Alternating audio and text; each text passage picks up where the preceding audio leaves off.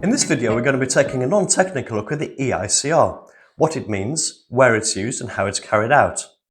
I'll also be talking about the classification code system, which many electricians interpret differently, but which can often lead to misunderstandings and mistrust. I'll then be busting 3 myths that commonly come up on EICR reports. Then to wrap up, I'll be ending the great confusion between the 2 electrical certificates, the EICR and the EIC, so stay tuned. Now you've probably heard the term EICR, which stands for Electrical Installation Condition Report. In simple terms, it's a structured inspection and test which answers one question: is this electrical installation safe for use? It protects landlords from liability, highlights shock and fire risk to occupants, and gives buyers a clearer picture as to what they're inheriting before dodgy wiring becomes their problem. Now, EICRs are carried out by qualified electricians, and they're particularly relevant for 3 groups. Now, if you're a home buyer relying on a mortgage valuation or a standard home buyer's report, you probably already know that they barely mention electrics at all. So before you hand over £500,000 or more, you really want to know whether the wiring is sound, because if you don't, you may end up destroying your lovely new decor or flooring only to fix nuisance or dangerous faults. So the EICR is the only inspection that properly assesses electrical safety. Now, businesses often commission EICRs for insurance and compliance reasons, and also because electrical faults equals downtime, liability, and very awkward questions after a fire. Now, for landlords in the private rental sector, EICRs are not optional. Landlords are legally required to have a valid report every 5 years and to act on any safety issues identified. An EICR is carried out in 2 main stages. Stage 1 is a visual inspection including socket outlets, switches, isolators, light fittings, and any visible wiring or accessories. The inspection is looking for any obvious signs of damage, signs of overheating, poor workmanship, or anything that presents a risk. In bathrooms, this also includes checking whether the fittings are suitable for the environment and installed in the correct locations as specified in the UK electrical regulations. And stage 2 is the electrical testing, which involves testing the wiring between the consumer unit and all the various outlets, checking the main earthing system, and verifying that the protected devices will operate in the event of a fault. So in other words, it's not about how it looks, but how it behaves when something goes wrong. Now, all of this information is recorded on the EICR certificate itself, including checklists of what's been inspected and a table of test results. Now, one other important aspect that gets recorded on certificates are the issues discovered during the inspection and testing. The EICR system uses classification codes, namely C3, C2 and C1, plus FI, so let's run through what these mean. Now, C3 means improvement recommended. These aren't necessarily safety defects, but they are things that would benefit from being upgraded. Examples include older lighting systems that increase fire risk, consumer units that don't meet modern standards, or incomplete RCD protection, or poorly positioned accessories that are impractical to use. Now, C2 means potentially dangerous, and this is where safety is potentially compromised. Now, typical examples would include wiring faults, exposed metal fittings without any earth connection, missing main protective bonding to gas or water services, inadequate main earthing arrangements, or incorrect fittings in bathrooms or wet rooms. Now, C1 means danger present, and these are urgent defects. Examples would include live conductors, electrically live parts that could be easily touched, earthing systems at dangerous voltages, sparking accessories, or circuits that bypass protective devices completely. So in short, things that could cause serious injury or fire right now. Then lastly, there's FI, or further investigation. Now that's used when something required is expected to be present but can't be confirmed during the inspection. Now, further investigation is a separate exercise, and extra time is required to determine what's actually going on and what the solution could be. Now, as I mentioned at the beginning of the video, many of the issues discovered are open to interpretation. Now, some electricians notify issues that should be C3s as C2s, meaning the client's on the hook for potentially expensive repairs that may not be required, which is where the mistrust comes in.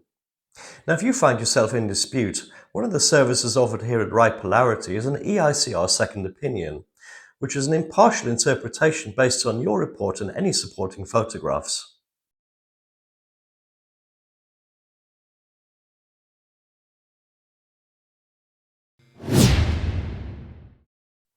Now, you'll often hear people talk about an EICR as a pass or a fail. But technically those aren't the terms used, as an EICR is recorded as either satisfactory or unsatisfactory. The latter indicates one or more C2 or FI observations have been identified and require attention. Once any genuine issues have been resolved, the installation can be reassessed and recorded as satisfactory, which avoids anyone waving red flags. Now, C3 items on their own don't make an installation unsatisfactory. They're improvements, not defects. And whether they're addressed is a matter of choice rather than safety.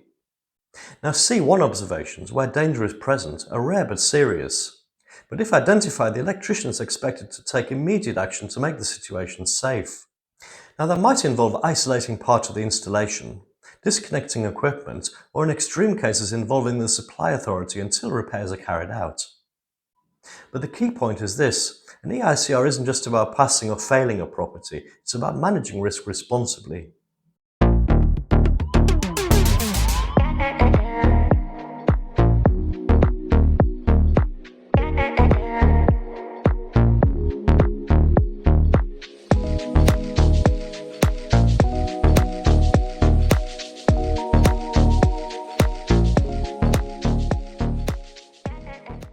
Now, moving on to Mythbusters, I have 3 common myths that often put clients on the hook unnecessarily, as I alluded to earlier.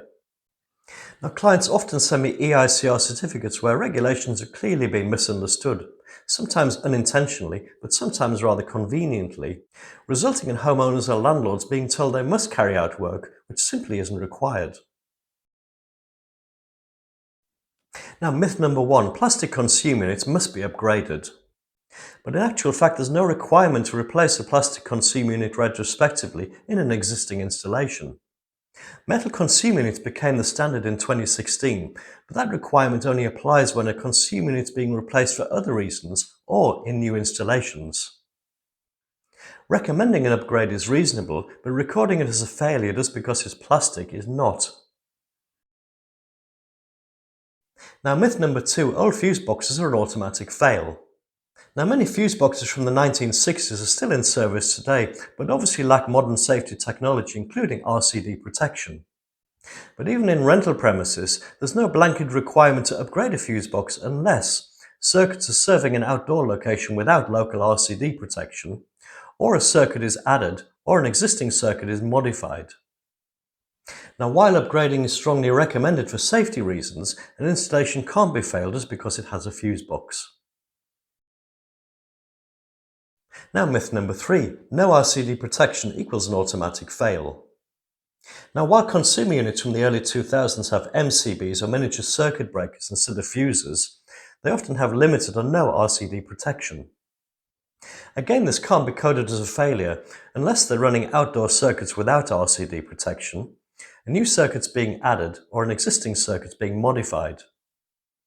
Now, as with fuse boxes, upgrading is strongly recommended for safety, but misclassifying it as a defect is simply incorrect. The difference between a good EICR and a bad one isn't how long the list is, it's whether the electrician understands the regulations, the intent behind them, and how to apply professional judgment rather than blanket rules. Now, lastly, I'm going to talk about the confusion between the EICR certificate and the EIC certificate. The EICR is an Electrical Installation Condition Report, and the EIC is an Electrical Installation Certificate. Similarities exist, but they're used for very different purposes, so let me explain. The Electrical Installation Certificate is issued when a circuit is added, or a circuit modified, or a consumer unit upgraded. It focuses on the safety of the wiring generally, or targeted on the one or more circuits added or modified. But the EICR is a far more wide-ranging inspection and testing of an entire installation. But confusion often arises when the EICR is undertaken, but due to issues discovered, the fuse box or consumer unit is upgraded in order to pass the EICR.